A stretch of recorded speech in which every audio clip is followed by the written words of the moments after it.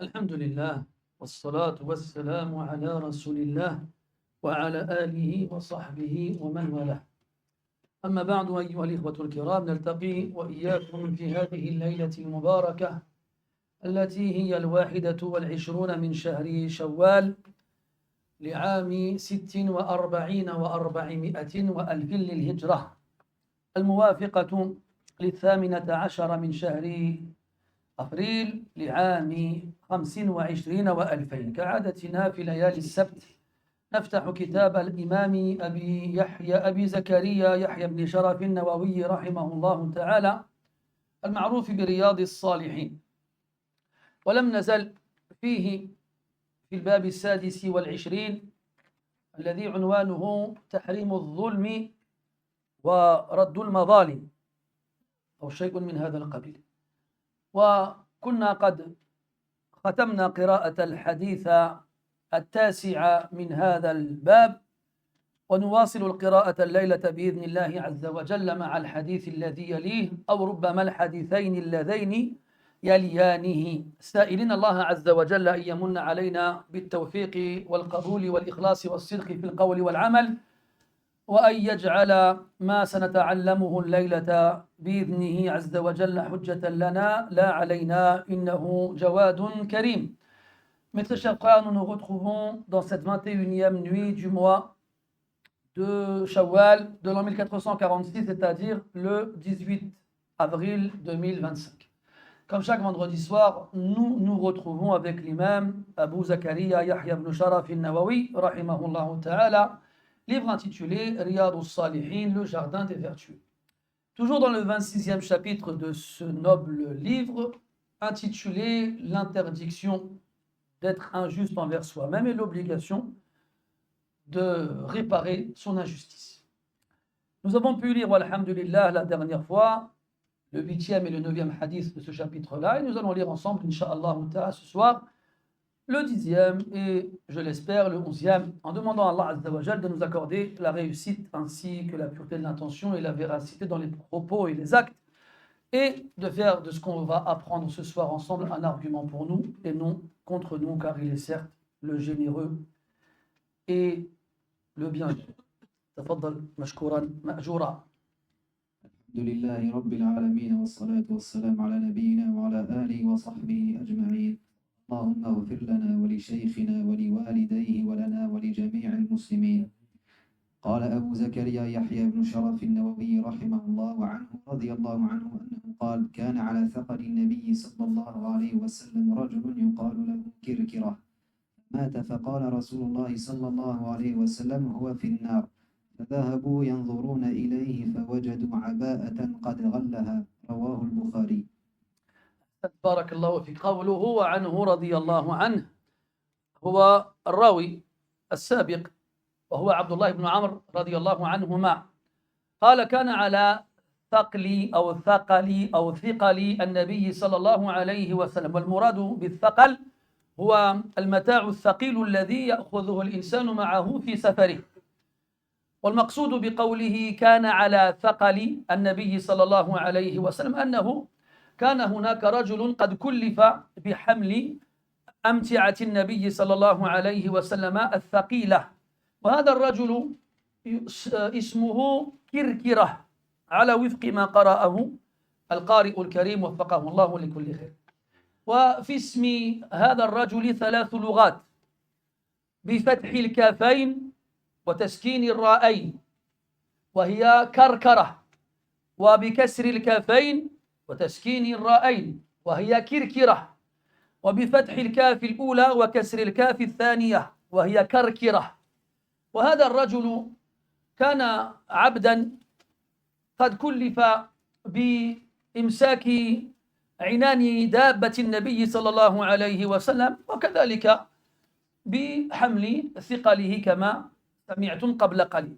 وهذا الرجل مات، فلما مات وأخبر النبي صلى الله عليه وسلم بموته قال: هو في النار.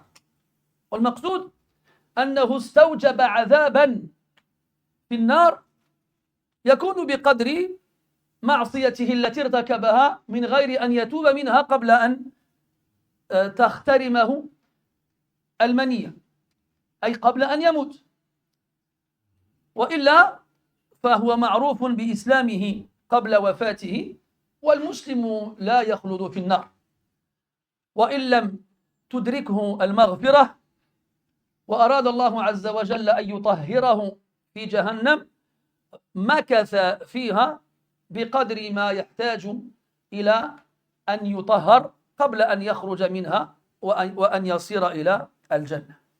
قال هو في النار، ولم يبين النبي صلى الله عليه وسلم سبب دخوله النار، فذهب الصحابة رضي الله عنهم إلى متاعه الذي خلفه وراءه هذا الميت، ووجدوا فيه عباءة، والعباءة كساء ذو خطوط سود قد غلها. والمقصود أنه كان مع النبي صلى الله عليه وسلم في بعض غزواته، وظفر النبي صلى الله عليه وسلم وأصحابه بغنيمة، وأخذ هذا الرجل شيئا من هذه الغنيمة على وجه السرقة من غير أن يستأذن النبي صلى الله عليه وسلم. والله تبارك وتعالى يقول: وما كان لنبي أن يغل ومن يغلل يأتي بما غل يوم القيامة. والغلول أخذ شيء من الغنيمة بغير حق، وهو من أنواع السرقة، وهو من كبائر الذنوب. والمقصود أن أخذ هذا الرجل من الغنيمة بغير حق ظلم. لماذا؟ لأن الغنيمة تنقسم إلى أقسام، ومن تلك الأقسام ما يسمى بالخمس، والخمس يفرق على طوائف من الناس. يقول الله تبارك وتعالى: واعلموا أن ما غنمتم من شيء فأن لله خمسه وللرسول ولذي القربى واليتامى والمساكين وابن السبيل، الآية. فأخذ شيء من الغنيمة وإن حقر في أعين الناس ظلم باعتبار المستحقين لهذا الخمس، وبهذا السبب استحق دخول النار أو عذب على قدر معصيته. Dans ce hadith-là rapporté par Abdullah ibn Amr ibn al-As radiyallahu anhuma, l'auteur dit wa anhu, en parlant sans citer le nom du rapporteur, en se basant sur le hadith précédent qui était rapporté par Abdullah ibn Amr ibn al-As radiyallahu anhuma. Il nous informe que le prophète alayhi salatu wassalam avait chargé et désigné un homme de porter ses affaires qui étaient trop lourdes. Et quand on parle d'affaires, c'est pendant le voyage. Il y avait un homme qu'on appelait Karkara. On l'appelle aussi, on peut le lire ce nom-là de trois façons différentes. Karkara et Kirkira et Karkira. Les trois façons de le lire sont correctes. Cet homme-là était un esclave qui à la base était chargé de s'occuper de la monture du prophète alayhi salatu wassalam et de la surveiller en tenant ses rênes. Et parmi ses fonctions, il s'occupait aussi des affaires lourdes du prophète alayhi salatu wassalam. Et cet homme-là, ce n'est pas lui qui s'est désigné tout seul pour ces choses-là, c'est le prophète qui l'a désigné alayhi salatu wassalam. وهذا يدل على ثقة النبي صلى الله عليه وسلم به حيث كلفه بهذه المهمة أو بهاتين المهمتين. Et ça indique, mes chers frères, la confiance que le prophète avait envers cet homme-là, car il lui a confié sa monture et ses affaires lourdes en voyage. Pourquoi je dis ça? C'est important pour la suite du hadith. Eh bien, cet homme-là meurt. Et lorsqu'on a informé le prophète alayhi salatu wassalam de sa mort, qu'est-ce qu'il a dit? Huwa finnar. Il est dans le feu. Il est en enfer. Et le Nabi sallallahu alayhi wa sallam ma yantiqu anil hawa. Ne parle pas sous l'effet de la passion. In huwa illa wahyu yuha. Il n'est qu'une révélation révélée. والنبي صلى الله عليه وسلم لا يعلم الغيب. Et le prophète ne connaît pas l'invisible alayhi salatu wa sallam. قل لا يعلم من في السماوات والأرض الغيب إلا الله. Dit, personne dans les cieux ou sur terre ne connaissent l'invisible en dehors d'Allah azza wa jalla.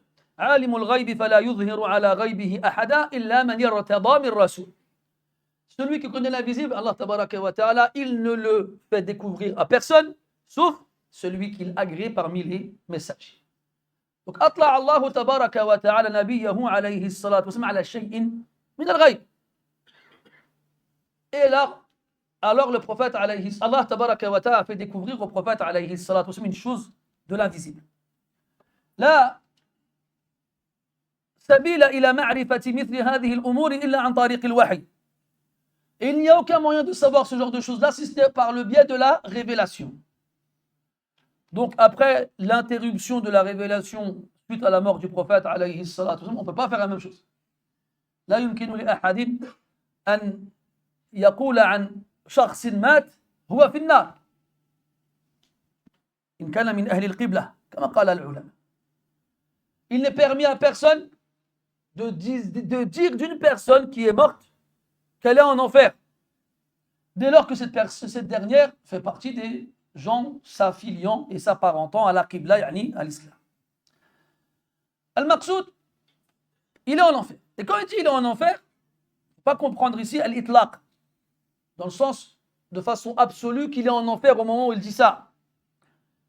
Mais plutôt qu'il va se faire châtier suite à un péché qu'il a accompli, et ce châtiment sera proportionnel en temps à ce dont il a besoin pour être purifié de ce châtiment-là.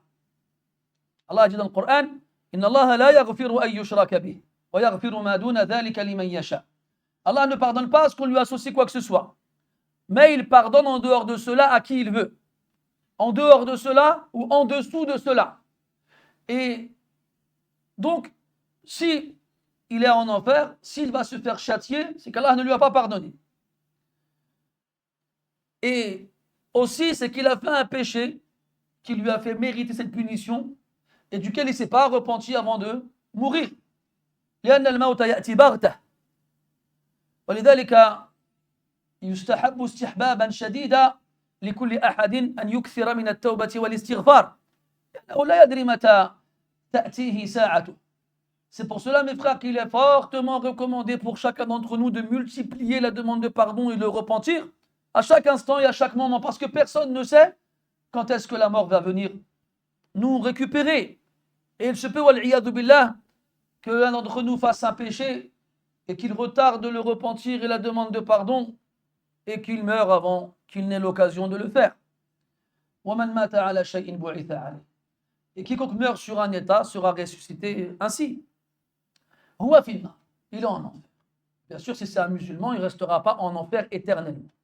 Comme on l'a dit, il restera le temps de se purifier de ce péché qu'Allah ne lui a pas pardonné, puis par la suite il sortira et se rendra au paradis. Et les Sahaba radiyallahu anhum, d'ailleurs le prophète ne leur a pas expliqué pour quelle raison il était en enfer. Et les Sahaba radiyallahu anhum, qu'est-ce qu'ils ont fait? Ils se sont précipités auprès des affaires que cet homme-là a laissées après lui pour trouver la raison pour laquelle il avait mérité un tel châtiment. Et là, ils ont trouvé une tunique, une aba'a. Aba'a, c'est une tunique qui est brodée de façon à ce qu'on y trouve des rayures. Et ces rayures sont de couleur noire. Tout ça pour dire que c'est un vêtement assez beau. Et d'où est-ce que cette tunique venait? Eh bien, Karkara, il a trouvé, ou du moins plus précisément, il a pris cette tunique dans le butin.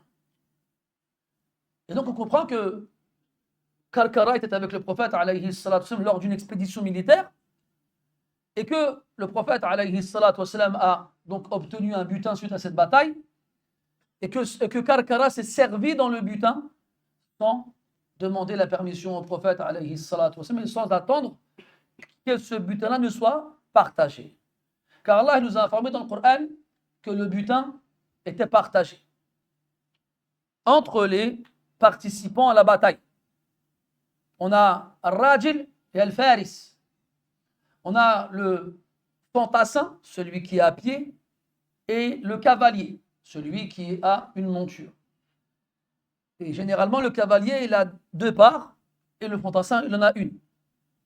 Et toute personne qui a le dessus sur son ennemi durant la bataille il peut récupérer l'équipement de son ennemi. Bref. Et dans le butin, on ne doit pas se servir tout seul. On doit attendre qu'il soit partagé. Et dans ce butin-là, on va en extraire le cinquième.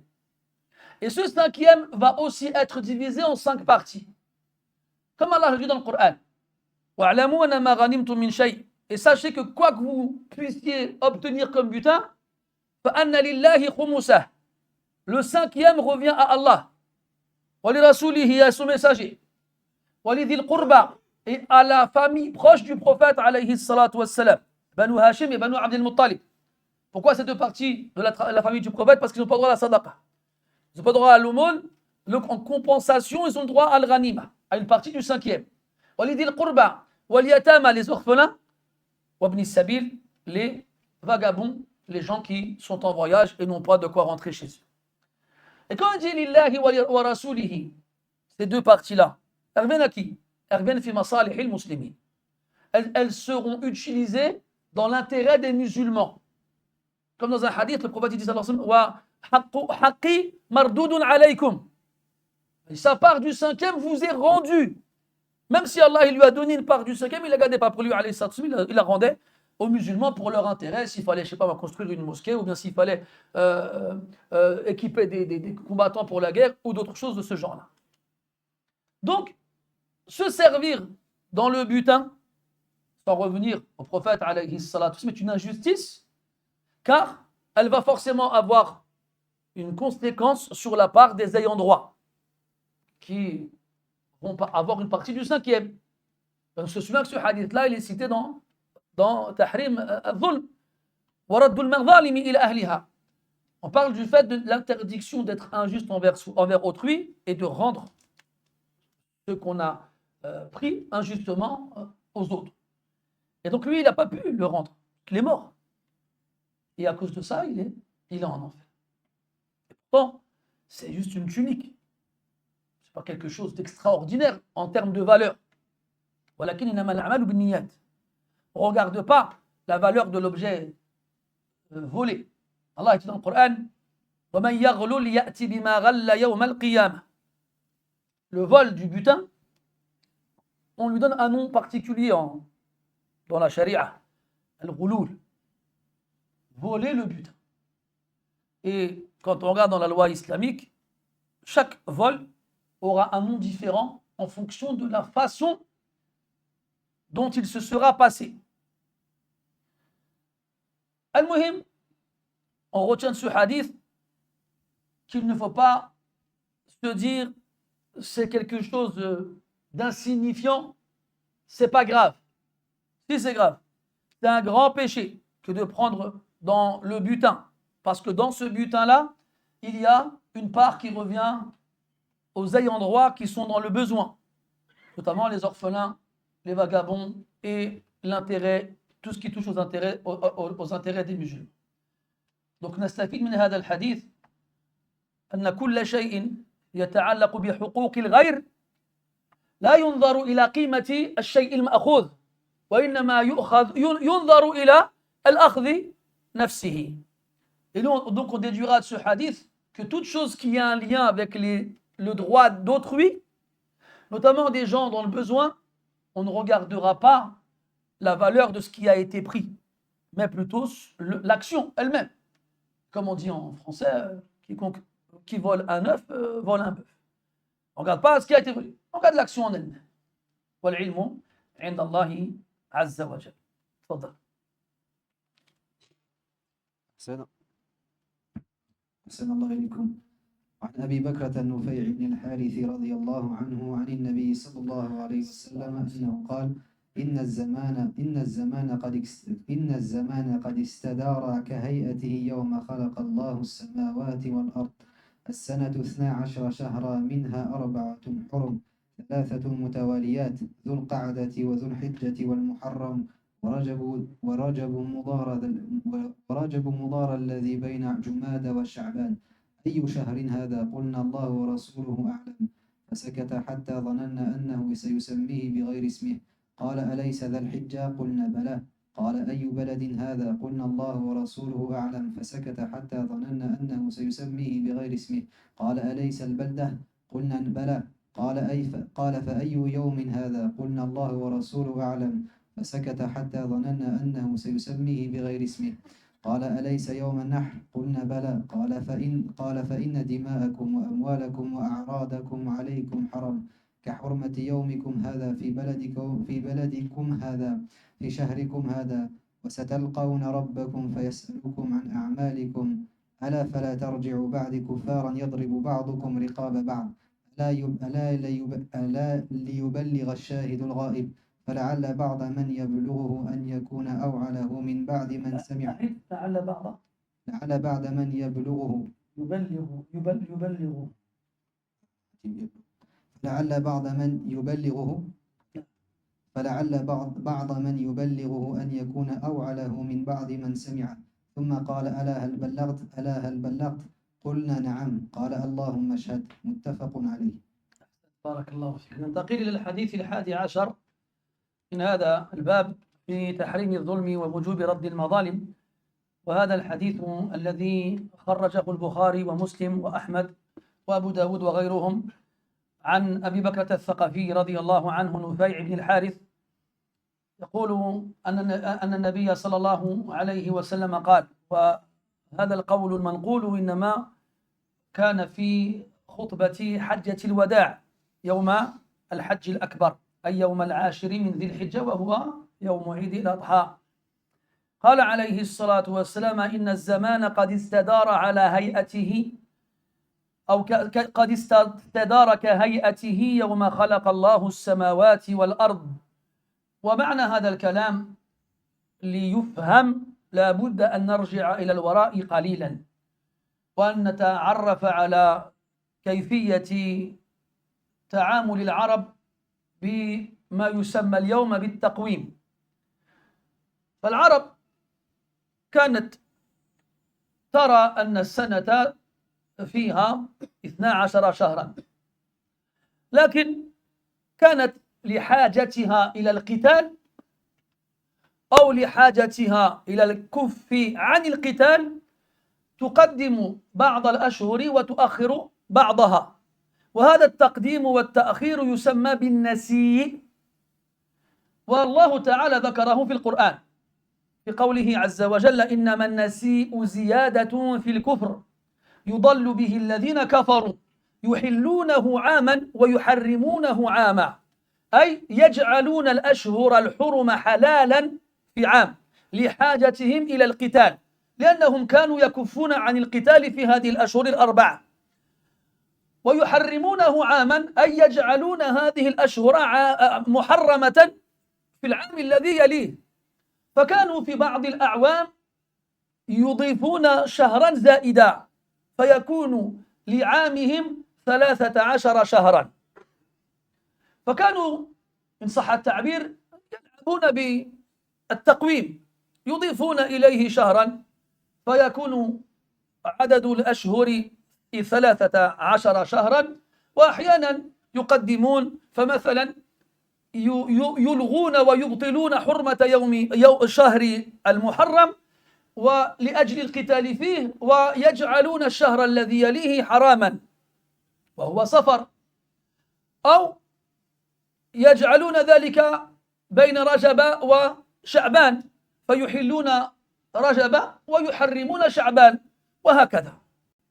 وهكذا كانوا يفعلون. لكن في ذلك اليوم الذي خطب فيه النبي صلى الله عليه وسلم الناس يقول إن الزمان، أي إن السنة، المقصود بالزمان هنا السنة والعام، إن السنة قد استدار، أي طاف حول نفسه حتى عاد إلى أصله.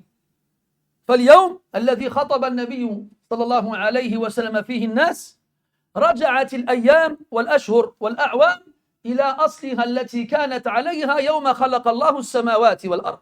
والله تبارك وتعالى لما خلق السماوات والأرض جعل للزمان 12 شهرا. يقول الله تبارك وتعالى إن عدة الشهور عند الله 12 شهرا في كتاب الله يوم خلق السماوات والأرض. يقول السنة 12 شهرا على وفق ما خلق الله تبارك وتعالى الزمان يوم خلق الزمان. يقول منها 4 حرم، يعني من هذه الأشهر 12 4 حرم أي محرمة، والمقصود بحرمتها تحريم القتال فيها، وكانوا قد ورثوا هذا من أبيهم وأبينا إبراهيم عليه السلام. منها 4 حرم، يقول 3 متواليات أي متتابعات، وهن ذو القعدة بفتح القاف على الأصح، ويجوز بالكسر وهي لغة رديئة، وذو الحجة بكسر الجيم على الأصح والأفصح، ويجوز بفتحها وهي لغة رديئة، والمحرم، فهذه الأشهر ال3 متتابعات إحدى على إثر الأخرى. وقال ورجب مضر، ومضر اسم لقبيلة من قبائل العرب المشهورة، وإنما أضيف الشهر إليهم لشدة محافظتهم على هذا الشهر، وأنهم لم يكونوا يؤخرونه أو يقدمونه أو يبطلون حرمته، فكانوا أشد العرب محافظة على حرمة هذا الشهر، ولذلك أضيف إليهم. قال ورجب مضر الذي بين جمادى وشعبان. وقال العلماء في حكمة جعل هذه الأشهر حرما ومحرمة أن الله تبارك وتعالى أراد أن يكون أول السنة محرما، وآخره محرما، ووسطه محرما، فأول العام المحرم وحرام، وآخر العام ذو الحجة وهو حرام، ووسط العام رجب، حتى يكون الناس بين هذه المراحل ال3 يراعون حرمة السنة. يقول الله تبارك وتعالى منها 4 حرم فلا تظلموا فيهن أنفسكم، ومنهم أي من المفسرين من قال لا تظلموا فيهن أنفسكم أي بالقتال لتحريمه فيهن، ومنهم من حمله على عمومه، وأن المقصود منه هو عدم المعصية. نؤجل ما تبقى من الحديث إلى ما بعد الترجمة. On passe au hadith suivant, le 12e, qui est rapporté par Abu Bakr al-Thaqafi radiyallahu anhu. Et ce hadith, il est rapporté par l'imam al-Bukhari, ainsi que par l'imam Muslim, ainsi que par l'imam Ahmad, et par l'imam Abu Daoud, et d'autres, rahmatullahi ala al-jami'a. Et ce hadith, il nous rapporte le sermon du prophète, alayhi salatu wassalam, ce qu'il a fait lors du pèlerinage d'adieu, le 10e jour du mois de Dhul Hijjah, le jour de l'Eid. Alors, dans ce hadith-là, le prophète nous dit, dans cette khutbah, dans ce sermon, il nous dit que le temps c'est à tourner jusqu'à retrouver sa forme initiale le jour où Allah a créé les cieux et la terre. Qu'est-ce que ça veut dire? Pour comprendre cette phrase-là, on doit revenir en arrière et découvrir un peu les pratiques et l'usage des Arabes avant l'islam. Comme vous le savez, les Arabes, malgré le fait qu'ils soient polythéistes, eh bien, ils conservaient en partie, plus ou moins, des résidus, des restes de la religion d'Ibrahim alayhi salam. Et de Ibrahim, ils ont retenu 2 choses. Que l'année durait 12 mois et que dans les 12 mois, il y avait 4 mois sacrés. Et quand on dit 4 mois sacrés, ça signifie que ces mois, leur sacralité interdit aux gens de faire la guerre. Et les Arabes, ça ne les arrangeait pas. Ça ne les arrangeait pas parce qu'ils aimaient faire la guerre. Alors, ils ont inventé une règle pour ne pas respecter la règle. Ils ont dit quoi? Ils ont dit, nous, les années où les mois sacrés ne nous arrangent pas, parce qu'on veut faire la guerre, mais on n'a pas le droit, eh bien, on va annuler la sacralité de ces mois et les remplacer par d'autres. Et des fois, donc ils annulaient le mois en question, sa sacralité, pour y faire la guerre, puis ils retardaient la sacralité de ce mois-ci au mois d'après, ou au mois d'avant, en fonction de ce qui les arrangeait. Et donc, les mois sacrés sont au nombre de 4, comme on a dit tout à l'heure, 3 qui se suivent et 1 qui est à part. On a Dhul Qa'da, Dhul Hijjah et Muharram. Dhul Qa'da et Dhul Hijjah sont les 2 derniers mois de l'année. Et Muharram est le premier mois de l'année. 3 mois qui se suivent, 3 mois consécutifs. Et on a après Rajab. Et bien donc, c'est les mois sacrés chez les Arabes avant l'islam.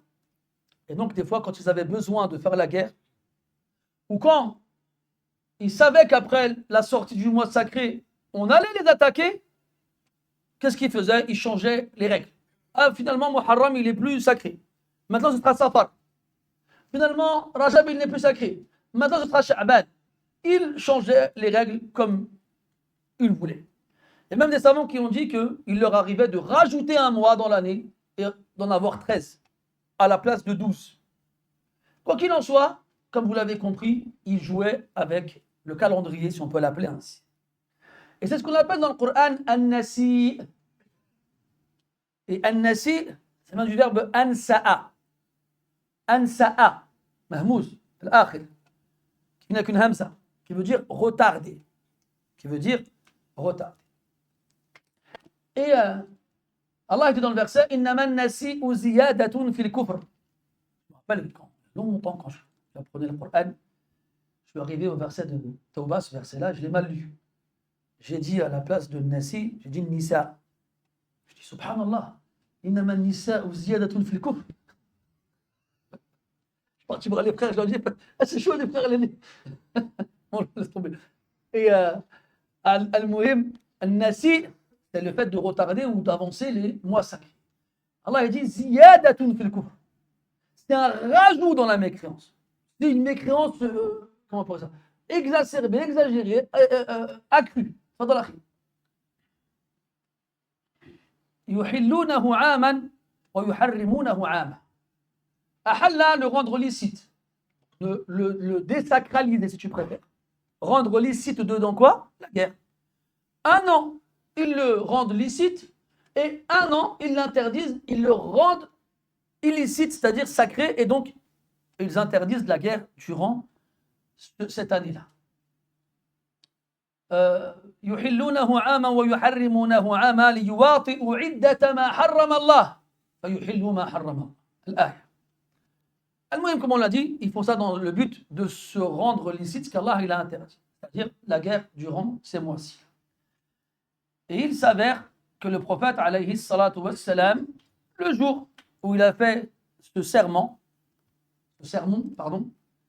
le 10e jour de Dhul Hijjah, de la 10e année de l'Hégire, lors du pèlerinage d'adieu, il s'avère que Allah Ta'ala a voulu que ça coïncide avec la forme initiale du calendrier tel qu'Allah l'a créé le jour où il l'a créé. Et cette répartition du temps telle qu'on la connaît aujourd'hui, c'est Allah Ta'ala qui l'a créé le jour où il a créé les cieux et la terre. Il a dit subhanahu wa ta'ala Inna iddata ash-shuhuri inda Allah 12 shahran fi kitabillah yawma khalaqa as-samawati wal ard. Le nombre de mois auprès d'Allah est de 12 dans le livre d'Allah, le jour où il a créé les cieux et la terre. C'est-à-dire que quand Allah il a créé ces 12 mois, eh bien ça coïncidait exactement dans l'ordre avec l'année où le prophète a fait, sallallahu alayhi wa sallam, le sermon d'adieu. Et le jour où il a fait ce sermon-là, c'était exactement le même jour dans le calendrier quand Allah il a créé les cieux et la terre. Le 10e de Dhul Hijjah de l'an 0 ou de l'an 1, je ne sais pas comment on peut l'appeler, tu as compris. Donc les choses sont revenues à leur place. Et à partir de ce jour-là, An-Nasi a été aboli. est strictement interdit. Il a été interdit. Et on revient au mois sacré. Pourquoi tu vas préciser cela? Les ta'kid pour confirmer cette information. 12 mois. Il n'y a pas 13. Ou il n'y a pas 11. Il y en a 12. Contrairement à ce que les Arabes faisaient avant. Et dans ces 12 mois, il y en a 4 qui sont sacrés. 3 qui se suivent, ce qu'on a évoqué, et un qui est seul, Rajab. Il a appelé ce mois-là Rajabu Mudar. Et Mudar, c'est le nom d'une tribu connue chez les Arabes de l'époque. Pourquoi est-ce qu'on a joint ce mois-là à leur nom? Parce que la tribu de Mudar était celle parmi les Arabes qui respectait le plus la sacralité du mois de Rajab et s'y attachait le plus. Et ils ne changeaient pas ce mois-ci par un autre, contrairement à ce que les autres Arabes faisaient. C'est pour ça qu'il leur a été attribué. Et les savants, ils ont déduit, dans l'ordre de ces mois-ci, une sagesse. On en a 2 à la fin de l'année, un au milieu et un au début. Pour que l'année commence par un mois sacré, finisse par un mois sacré et ait au milieu un mois sacré. Pour que les gens soient entourés de mois sacrés et notamment qu'ils évitent au maximum de rentrer en guerre durant ces mois-ci et entre ces mois-ci. ثم قال عليه الصلاة والسلام أي شهر هذا؟ قلنا الله ورسوله أعلم. في هذا الجواب دلالة واضحة وإشارة عظيمة إلى حسن أدب أصحاب النبي صلى الله عليه وسلم. تتوقعون أنهم يجهلون اسم شهرهم هذا؟ لا والله لا يجهلونه، وإنما أجابوا بمثل هذا إشارة إلى أنهم يفوضون أمرهم إلى الله عز وجل وإلى الذي اختاره ليبلغ لهم رسالته. كأنهم جهلة لا يعرفون شيئا، وإنما يقولون خلال هذا الجواب نحن أتيناك لتعلمنا فعلمنا، ولا عبرة بما استقر في أنفسنا وأذهاننا، فإنه لا يساوي شيئا بالنسبة لما ستعلمونه إياه. والله تبارك وتعالى يقول هو الذي أرسل بعث في الأميين رسولا منهم يتلو عليهم آياته ويزكيهم ويعلمهم الكتاب والحكمة. وفي آية أخرى ويعلمكم ما لم تكونوا تعلمون. هكذا فعل، يظنون أن الشيء الذي عنده كالمعدوم المحض، وأن الأمور اليسيرة التي لا تتردد الأطفال في الإجابة عنها عندهم ليست بشيء. الله ورسوله. ويجب أن تتعلم خلال هذا أيها الأخ الكريم أن ما تجهله أكثر مما تعلمه، وأن الشيء قد يخيل إليك أنه سهل وبين وواضح، ولذلك تتسرع في الإجابة عنه إذا سئلت عنه، لكن الحقيقة تخالف ذلك تماما. فتعود قول الله ورسوله أعلم. وقد قيل من قال الله أعلم أورثه الله علم ما لم يعلم، وقيل أيضا من قال الله أعلم فقد أفتى، وقيل غير ذلك. قلنا الله ورسوله أعلم فسكت حتى ظننا أنه سيسميه بغير اسمه، ولذلك سكت النبي صلى الله عليه وسلم هذا الوقت الطويل حتى أوقعهم في الحيرة والشك للتفخيم، ليعلموا أن الجواب عن هذا السؤال سيكون له شأنا عظيما، وكذلك للتنبيه، وكذلك للتقرير، ليستقر هذا الجواب في أنفسهم بحيث لا ينسونه بعد ذلك أبدا. فسكت حتى ظننا أنه سيسميه بغير اسمه. قال أليس ذا الحجة؟ قلنا بلى، وبلى هذا الجواب يقتضي معرفتهم للجواب قبل أن يجيبوا به. فأي بلد هذا؟ قلنا الله ورسوله أعلم، فسكت حتى ظننا أنه سيسميه بغير اسمه. قال أليس البلدة؟ والمقصود بالبلدة مكة المكرمة، وجاءت تسمية مكة بالبلدة في القرآن في قول الله تبارك وتعالى إنما أمرت أن أعبد رب هذه البلدة، يعني مكة. قلنا بلى، قال فأي يوم هذا؟ قلنا الله ورسوله أعلم، فسكت حتى ظننا أنه سيسميه بغير اسمه، ولو سماه بغير اسمه لقبلوه منه ولنسوا ما استقر في أنفسهم قبل ذلك. قال أليس يوم النحر؟ يوم النحر هو اليوم الذي يقوم الحجاج وغيرهم بنحر ضحاياهم وهديهم، وهو العاشر من ذي الحجة كما سبق. قلنا بلى، قال فإن دماءكم وأموالكم وأعراضكم عليكم حرام كحرمة يومكم هذا في بلدكم هذا في شهركم هذا. فهم في ذي الحجة وهو شهر حرام، وبلدتهم هذه هي مكة وهي بلد حرام، ويومهم هذا هو يوم النحر وهو من أعظم أيام الدنيا. فهذه الحرمة المتعلقة بهذه الأشياء الثلاثة بمثابة حرمة أنفسهم وأعراضهم وأموالهم، فكما أنه لا يجوز لهم هتك حرمة هذه الأشياء الثلاثة المذكورة، فكذلك لا يجوز لهم هتك حرمة الدماء والأموال والأعراض. Puis le prophète alayhi salatu wassalam, après avoir informé les gens de cette spécificité liée au temps et de cette annulation et abrogation de cette façon de faire propre aux Arabes dans la période anté-islamique, les soumet à une question. On se souvient que pendant le pèlerinage d'adieu, il n'y avait pas moins de 100 000 personnes présentes aux côtés du prophète alayhi salatu wassalam. Et ils sont tous là à l'entendre et à l'écouter. Et dans certaines versions du hadith, le prophète dit alayhi salatu wassalam, khudhu anni أو لتأخذن عني مناسككم فلعلي لا ألقاكم بعد عامي هذا.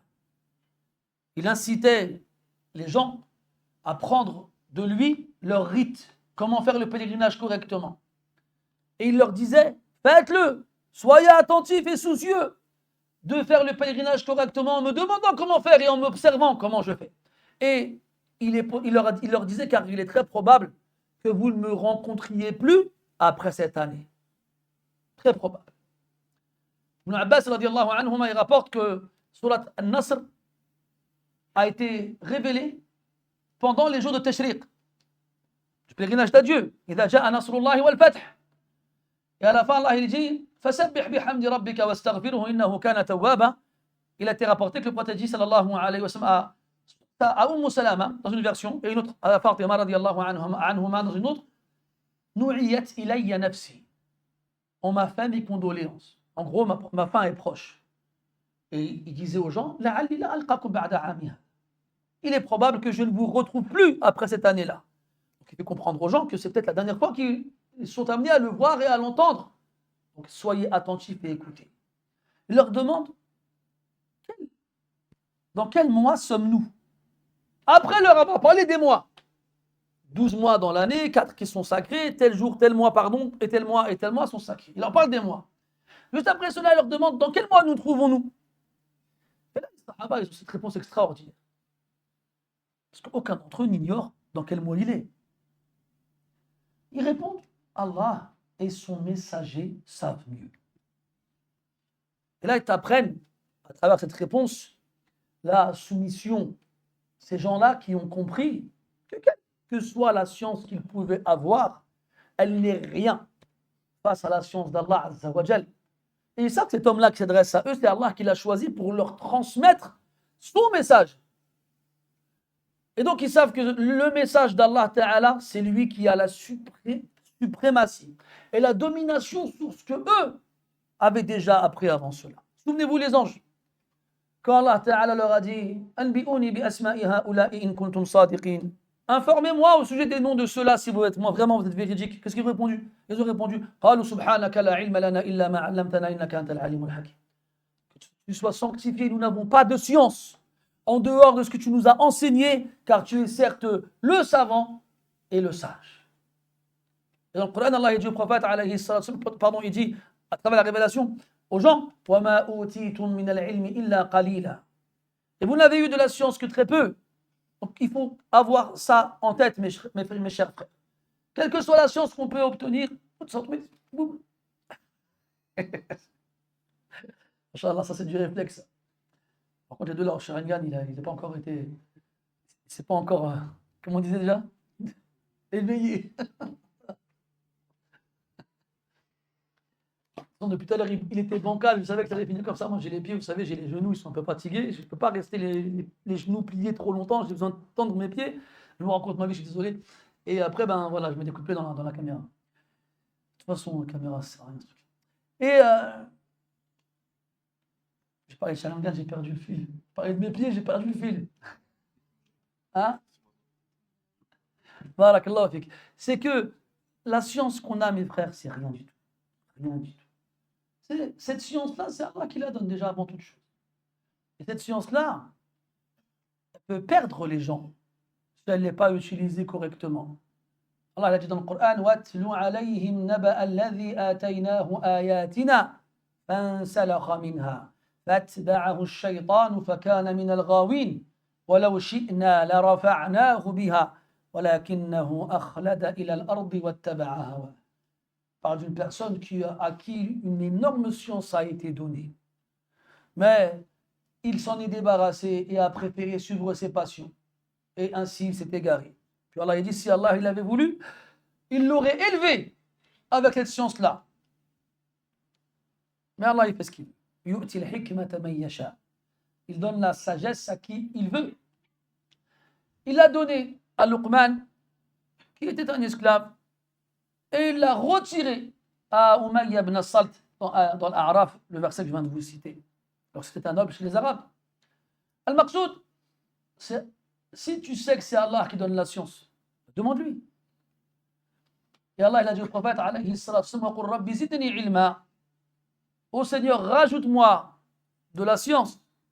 Ibn Taymiyyah al-Hafid, rahimahullah ta'ala, quand il était face à une question juridique complexe à laquelle il ne trouvait pas la réponse.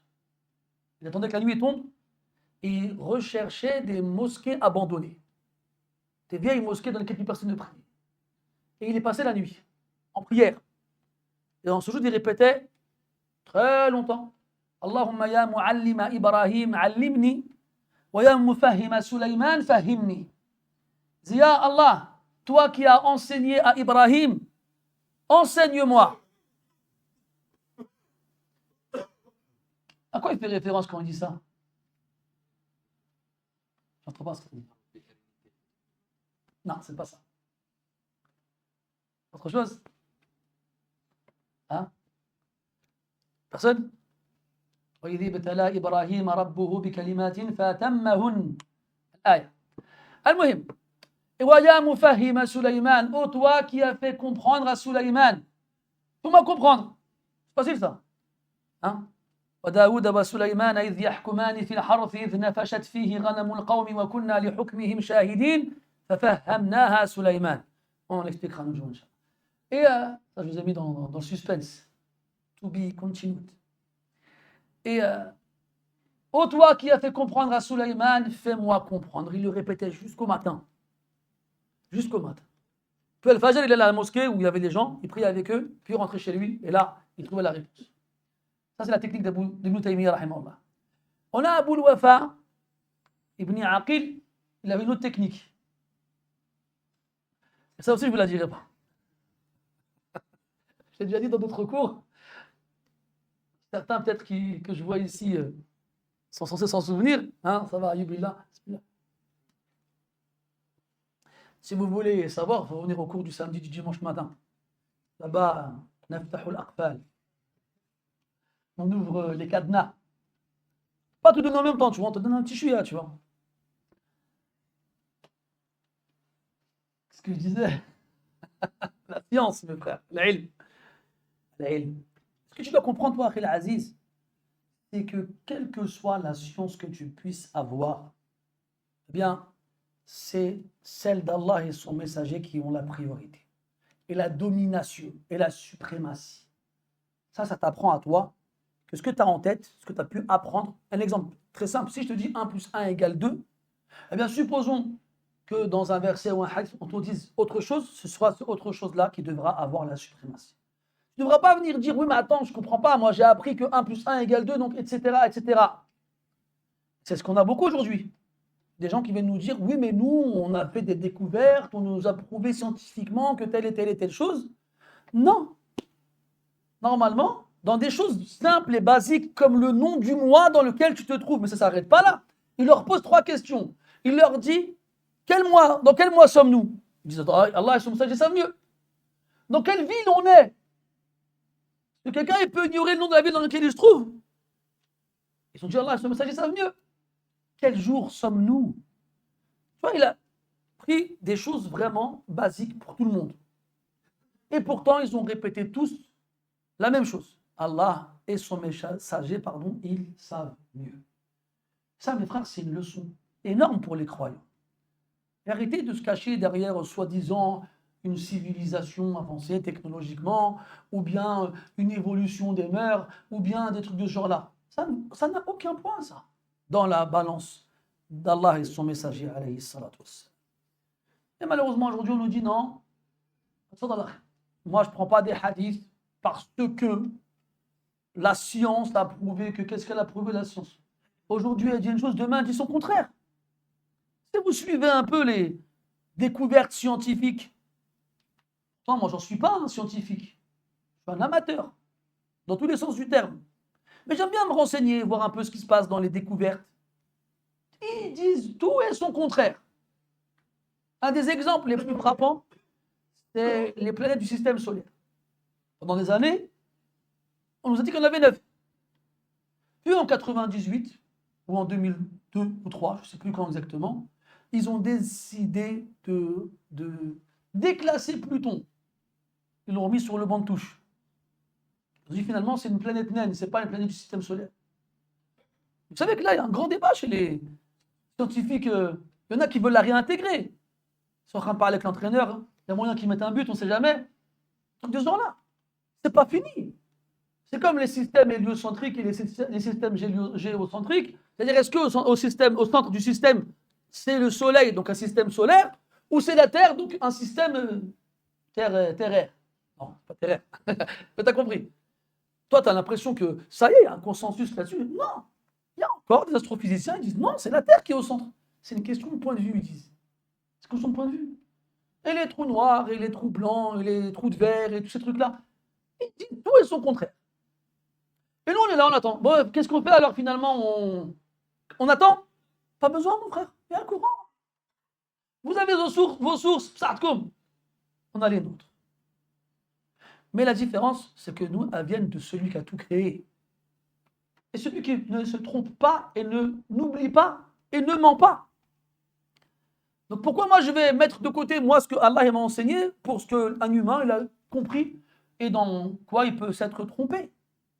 Bref, tout ça pour dire que cette phrase-là, Allah wa rasuluhu a'lam, elle apprend aux croyants l'humilité et de rester humble et surtout à sa place, c'est-à-dire d'ignorant. Et quand tu sais que tu es ignorant, tu demandes à Allah la science. On a demandé à l'imam Ahmed rahimahullah ta'ala quelle était la meilleure des actions. Il a dit talabul ilm, liman sahhat niyyatuhu. Celui qui demande la science à partir du moment où il a une bonne intention. Ils ont dit وما صحة النية. C'est quoi la bonne intention?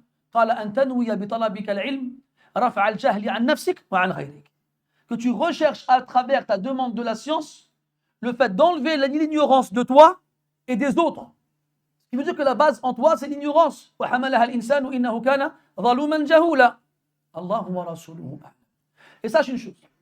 يقول العلماء من قل علمه كثر اعتراضه ومن كثر علمه قل اعتراضه. Tu veux reconnaître quelqu'un qui a peu de science? Regarde ses objections. Plus il protestera face à une chose, plus il manifestera d'objections, plus il aura prouvé le peu de science qu'il a. Et à l'inverse, moins il protestera et moins il manifestera d'objections, plus il aura prouvé qu'il a beaucoup de science. Je parle là dans les questions où il y a divergence. Toi, tu apprends une chose, مثلا, qu'une fois, Aïcha radiallahu anha a proposé au prophète sallallahu alayhi wa sallam une serviette pour s'essuyer après les ablutions. Tu as appris ça. Tu en as déduit que le prophète ne s'essuyait pas après les ablutions. Et tu en as déduit qu'il ne fallait pas s'essuyer après les ablutions. Et donc, tu vas à la mosquée et tu prends toutes les serviettes et tu les déchires. Et tu vois quelqu'un s'essuyer, tu dis, ah là, yajouz, c'est une bid'a. Je dis, non, yajouz. Quoi? Non, c'est toi, c'est une bid'a, tu n'as pas le droit. Il s'oppose, il proteste, il fait des objections. C'est un jahil celui-là. Parce qu'il a vu une chose, il a cru avoir fait le tour de toute la chose. Mais la science, c'est beaucoup plus que ça, mes frères. Ce n'est pas la lecture d'un texte qui va faire de toi un savant. Sinon, on aurait tous un livre dans nos bibliothèques. Et c'est loin d'être le cas pour ceux qui ont des bibliothèques. Allah wa rasuluhu a'lam. Les savants, justement, ils enseignaient ça à leurs élèves. Et Allah Ta'ala l'a reproché à Moussa alayhi salam de ne pas avoir dit Allahu a'lam. Il a fait une exhortation éloquente et poignante qui a fait vibrer le cœur de Banu Israël. Ils lui ont dit, est-ce qu'il y a quelqu'un de plus savant que toi? Il a dit non. Alors Allah, il a voulu l'éduquer. Tu aurais dû dire, Allah, il est plus savant. Il n'a pas dit. Il a dit, tu vas aller à tel endroit, tu vas trouver un homme, il a une science que toi, tu n'as pas. Oui, qu'est-ce qu'il fait, Moussa? Il apprend que quelqu'un a plus de science que lui. Ben, il va le voir. Il prend Yusha ibn Nun, un poisson, un panier, et on y va. Il a voyagé pour demander la science. Et vous connaissez l'histoire que vous avez lue sûrement aujourd'hui dans Surat al-Kahf. إنك لا تستطيع لن تستطيع معي صبر. Regarde. Khadir, il est dans la version de Bukhari, qui est rapportée par Ibn Abbas, radiallahu anhuma, qui est plus complète que celle qu'on a dans le Coran. Il dit qu'à toi, Allah, il a donné une science que moi, je n'ai pas. Et moi, il m'a donné une science que toi, tu n'as pas. Et notre science à tous les deux, elle est comme cet oiseau. Il y avait un oiseau qui s'était posé sur le bord de la barque sur laquelle il s'était trouvé pour traverser le lac, qui avait picoré dans un grand lac ou dans la mer, en fonction des interprétations. Et ta science et la mienne, et là on parle des deux hommes qui ont plus de science sur terre à ce moment-là, par rapport à celle d'Allah, n'est pas plus grande que l'eau que cet oiseau a pris dans son bec en picorant dans le lac ou dans la mer. Donc, il ne faut jamais se précipiter, mes frères. Quelqu'un va vous dire, c'est quoi ça? On a le droit, on n'a pas le droit? Calme-toi, tu dis Allah wa Rasul, Allahu a'lam. Allahu a'lam. On ne va pas dire haram, halal, sunnah, bid'a, mu'min, kafir, ولا تصفوا ألسنتكم الكذب هذا حلال وهذا حرام لتفتروا على الله الكذب إن الذين يفترون على الله الكذب لا يفلحون. N'allez pas décrire avec vos langues en mentant que telle chose est licite ou illicite, en proférant sur Allah le mensonge, en mentant sur Allah. Quand tu dis halal haram, tu es en train de parler à la place d'Allah, parce que c'est lui qui dit halal haram. Ceux qui mentent sur Allah ne gagneront jamais. Moi, si vous saviez le nombre de fois qu'on me rapporte des frères qui discutent entre eux comme ça, mais c'est haram, mais c'est halal, ça c'est une bid'a, ça c'est une sunnah. Oh, calmez-vous. Calmez-vous. Et comme ils disent, al-insanu aduwu ma yajhaluh. L'être humain est l'ennemi de ce qu'il ignore. Tu vas voir une chose bizarre, ça, j'ai jamais vu ça, moi. Ça doit être haram, ça. Ça doit être une bid'a, mais il ne connaît rien, lui. Il ne connaît rien. Si je vous demande juste à combien de prophètes cités dans le Coran, il ignore.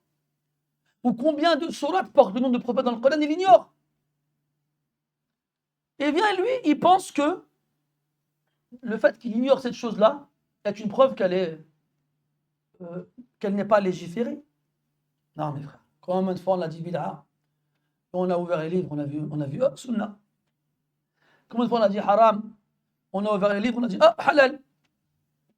Ouais. Tu crois l'imam Malik, quand il répondait à Allah, c'est parce qu'il ne savait pas? Non. C'est parce qu'il savait trop.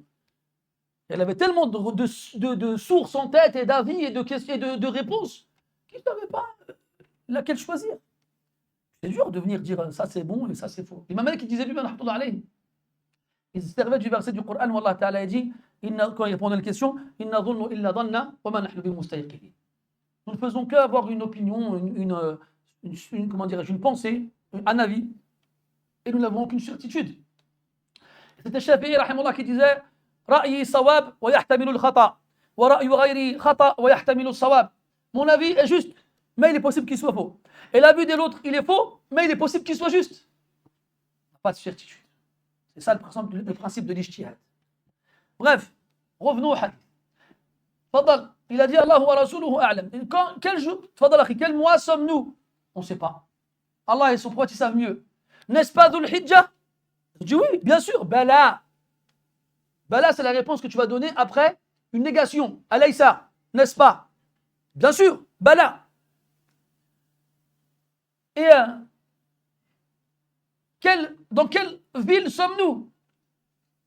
Il est resté silencieux jusqu'à ce que nous pensions qu'il allait la nommer autrement. Pourquoi il est resté longtemps silencieux avant de répondre? Pourquoi? Pour 3 raisons, comme les savants ils disent. La première, pour faire comprendre aux gens que la réponse donnée va être énorme. Et que donc, ils doivent être attentifs et la retenir. Et que donc attentif, tanbih, et la retenir, at-taqrir. C'est tout un procédé pour que tu n'oublies pas la réponse. Que tu la retiennes. Et il leur a donné des réponses auxquelles ils s'attendaient, mais dans lesquelles ils n'avaient pas de certitude. Quelle ville sommes-nous? Il a dit Al-Balda, la ville. Et Allah, il a appelé Makkah dans le Coran ainsi.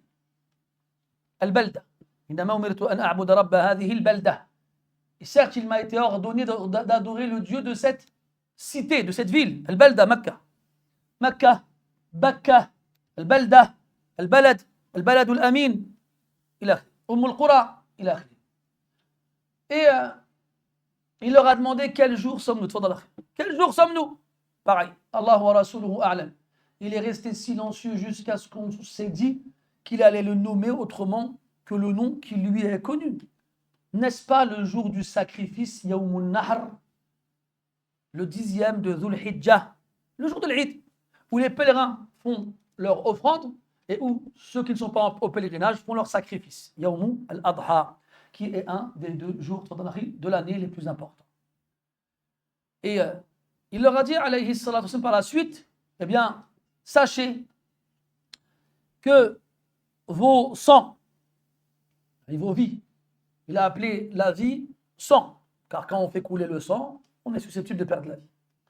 Sachez que vos vies et vos biens et vos honneurs, bon, on ne fait pas la liaison quand le mot il commence par un H.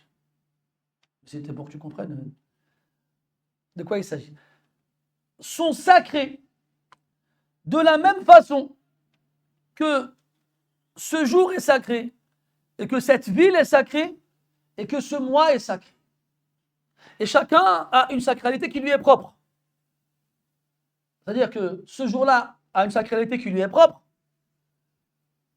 Et parmi sa sacralité, l'interdiction de le jeûner. Et le fait qu'on y fasse couler le sang des offrandes et du sacrifice. Et la ville sacrée de la Mecque a une sacralité qui lui est propre.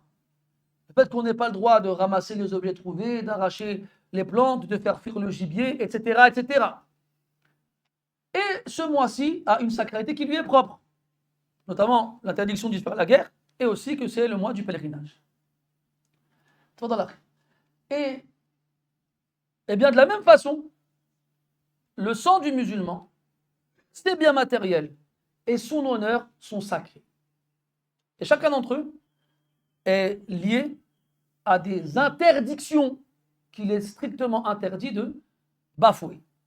De la même façon qu'on doit respecter la sacralité de ce jour, de ce mois et de ce lieu, on doit respecter la sacralité du sang du musulman, de ses biens matériels et de son honneur. ثم قال عليه الصلاة والسلام وستلقون ربكم فيسألكم عن أعمالكم لا إله إلا تلقون ربكم ومن أحب لقاء الله أحب الله لقاءه ومن كره لقاء الله كره الله لقاءه. وفي الآية يقول سبحانه وتعالى: وأنذرهم يوم الآزفة إذ القلوب لدى الحناجر كاظمين، لا التي قبلها، رفيع الدرجات ذو العرش يلقي الروح من أمره على من يشاء من عباده لينذر يوم التلاق. وهنا تقف على القاف بحذف الياء، والأصل التلاقي، وبه قرأ بعض القراء يوم التلاقي، لأن في ذلك اليوم يلتقي الخلق بخالقه ويقفون بين يديه ويتجلى لهم التلاق. تفضل أخي. يوم التلاق، يوم هم بارزون لا يخفى على الله منهم شيء. المهم تلقون ربكم، ماذا يصنع بنا في ذلك اليوم؟ يسألون. فوربك لنسألنهم أجمعين عما كانوا يعملون، فلنسألن الذين أرسل إليهم ولنسألن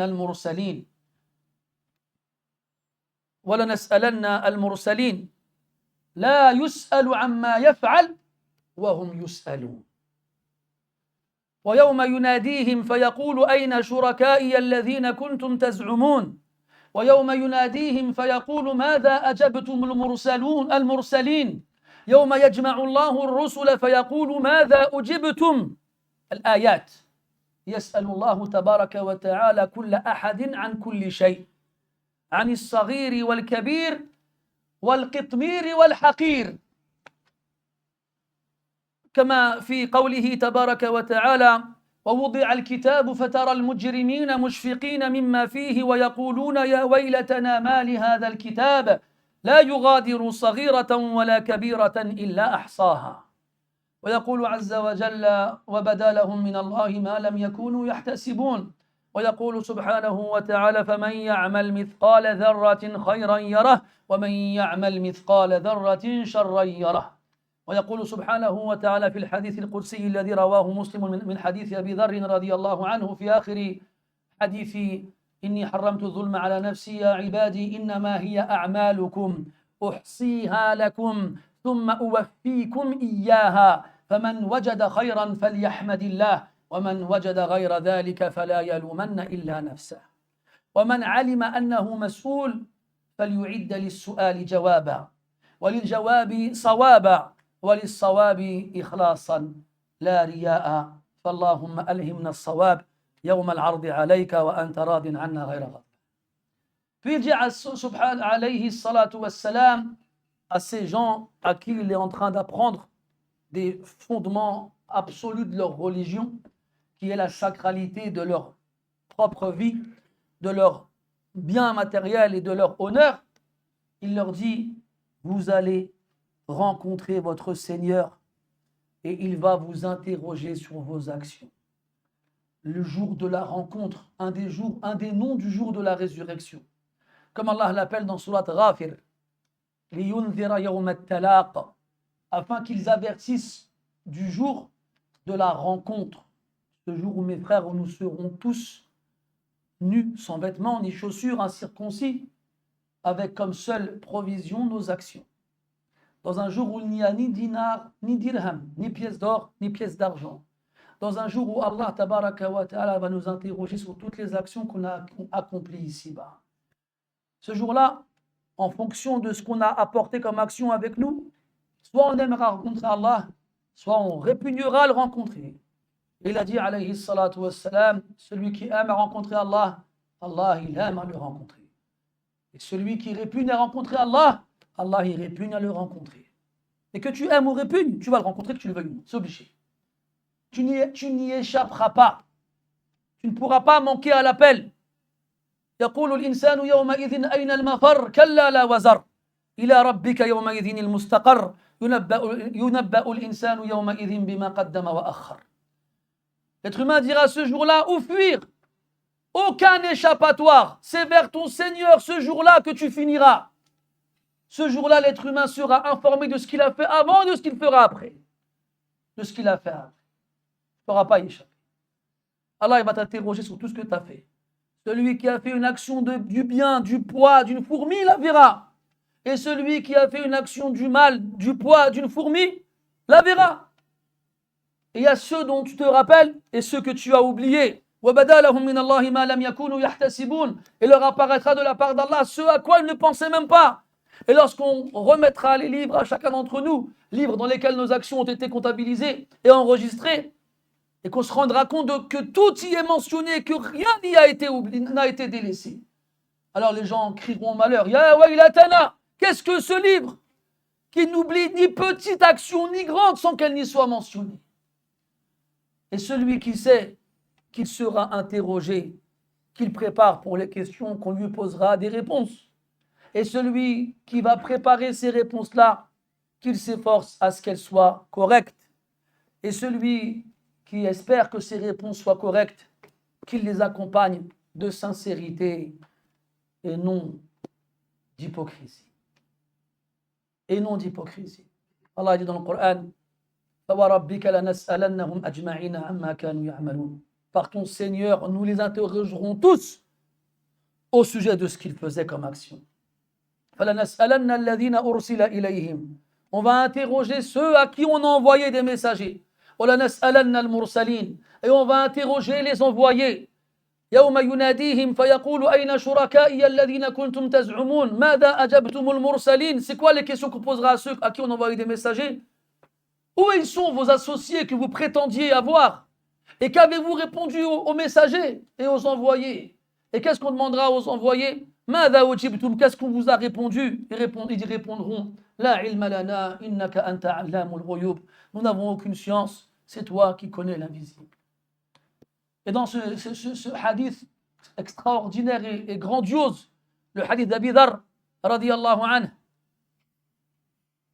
qui a été considéré comme le hadith le plus honorifique chez les gens du Sham. C'était Abu Qilaba, rahimahullah, à chaque fois qu'il rapportait ce hadith, kana yajthu ala rukbatayh, il tombait sur ses genoux. Tellement ce hadith il est lourd de sens. Et à la fin, ce hadith-là, Allah Ta'ala, il finit en disant, ô mes esclaves, ce ne sont que vos actions, ni vos rangs, ni vos noms, ni votre noblesse, ni votre richesse qui comptent chez moi. Ce ne sont que vos actions. Uhsiha lakum. Je les comptabilise pour vous, avec une précision défiant toute concurrence, de façon à ce qu'aucune d'entre elles ne manque. Thumma uwaffikum iyyaha. Ensuite, je vous rétribuerai pleinement pour chacune d'entre elles. Faman wajada khayran falyahmadillah. Celui qui trouve du bien dans ces actions-là, qu'il remercie Allah, parce que si Allah ne l'avait pas permis, il n'aurait pas pu les accomplir. Et celui qui trouve autre chose que du bien, qu'il ne s'en prenne qu'à lui-même. Tu sais que tu vas mourir, puis être ressuscité, puis être interrogé, jugé et rétribué, et t'attends quoi? Qu'est-ce qu'on attend, billah? Jusqu'à quand on va retenir, et jusqu'à quand on va retarder, jusqu'à quand on va attendre, jusqu'au jour où la mort se présentera à nous pour nous dire c'est fini, tu dois partir. Alors on lui dira non, laisse-nous un peu de temps, 1 heure, 1 jour, 1 minute, une aumône, une prière, un dua, un bien. C'est trop tard. إذا جاء أجلهم لا يستأخرون ساعة ولا يستقدمون. C'est là, hein? إقامة 3 minutes. Au final, le hadith, après cela, il leur dit, alayhi salatu wassalam, Ala fala tarji'u ba'di kuffara yadribu ba'dukum riqaba ba'd. Ne revenez pas après moi, kuffara. Si on traduit kuffara, mécréant. Qu'est-ce qu'il a voulu dire par là? Il y a plusieurs sens. Kuffaran dans le sens de kufr ni'am, la mécréance, le fait de renier les bienfaits, l'ingratitude. Et donc pas la grande mécréance. Parce qu'on sait d'après le Coran que le fait que les croyants s'entretuent ne leur enlève pas le statut de croyant. Allah dit subhanahu wa ta'ala wa in ta'ifatani minal mu'minina qatatalu fa aslihu baynahuma. Donc il parle de 2 groupes de croyants qui s'entretuent et pourtant ils les appellent les croyants. Et il dit subhanahu wa ta'ala faman ufiya lahu min akhihi shay'a. Hakada? Hein? شيء نعم شيء il a appelé سمى القاتل أخا للمقتول. Il a appelé le tueur frère du tué, أخيه. Donc le meurtre est un grand péché, un péché capital, mais il ne fait pas sortir de l'islam. La deuxième éventualité, la troisième éventualité, c'est qu'il fait référence à la mécréance mineure. Et d'ailleurs, le meurtre, en plus du fait d'être un péché capital, est une mécréance mineure. قال النبي صلى الله عليه وسلم سباب المسلم فسق وقتاله كفر. Le fait d'insulter le musulman est une perversion et le fait de le tuer est une mécréance, une hérésie. Mais qu'il ne fait pas sortir de l'islam. Et la quatrième éventualité, c'est qu'il a visé ici la mécréance majeure, bilistihlal, chez ceux qui vont considérer le fait de tuer le musulman comme étant licite. Et rendre licite l'illicite est de la mécréance qui fait sortir de la religion. La tarji'u ba'di kuffaran wa fi riwayatin 'inda Muslim dullala, égaré, ce qui confirme les éventualités de la petite mécréance et pas de la grande.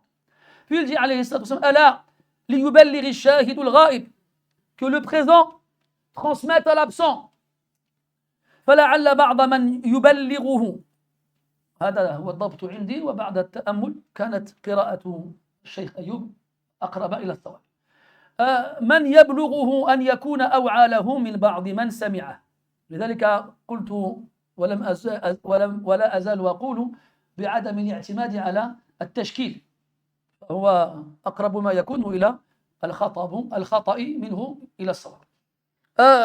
Il a dit il est probable que certains à qui l'information parvient le comprennent mieux que celui qui l'a transmis. D'où l'importance de transmettre, de ne pas garder pour soi. روى أبو داود عن ابن عباس رضي الله عنهما أن النبي صلى الله عليه وسلم قال ستسمعون ويسمع منكم ويسمع ممن يسمع منكم. Quand il dit صلى الله عليه وسلم aux sahaba رضي الله عنهم que vous allez entendre de moi et on va entendre de vous et on va entendre de ceux qui vont entendre de vous. D'où l'importance de transmettre. قال النبي صلى الله عليه وسلم بلغوا عني ولو آية. Transmettez de moi ne serait-ce qu'un verset. Des fois, tu vas transmettre une information que tu as obtenue à quelqu'un qui la comprendra mieux que toi. Donc ne la garde pas pour toi. Ça fait deux fois. Tu ne la garde pas pour toi, transmets-la. Après, bien sûr, de là, les savants ont déduit qu'il était possible que quelqu'un de supérieur dans la compréhension et la science prenne la science de quelqu'un qui lui est inférieur. Mais bien entendu, avec certaines conditions. ليبلغ فلعل بعض من يبلغه أن يكون أوعى له من بعض من سمعه ثم قال ألا هل بلغت. Est-ce que j'ai transmis? S'adresse aux gens qui sont présents. قالوا نعم أو قلنا نعم. Ils ont répondu oui. فقال اللهم اشهد. Oh Allah, atteste et témoigne que j'ai transmis, car Allah lui a ordonné de transmettre le message. يا أيها الرسول بلغ ما أنزل إليك من ربك وإن لم تفعل فما بلغت رسالته فما بلغت رسالاته والله أعلم. ونسأل الله تبارك وتعالى علما نافعا ورزقا طيبا وعملا متقبلا ولسانا ذاكرا وقلبا خاشعا. اللهم إنا نعوذ بك من علم لا ينفع ومن قلب لا يخشع ومن عين لا تدمع ومن بطن لا يشبع ومن دعاء لا يسمع. اللهم صل وسلم وبارك على عبدك ورسولك محمد وعلى آله وصحبه أجمعين والحمد لله رب العالمين وبارك الله فيكم.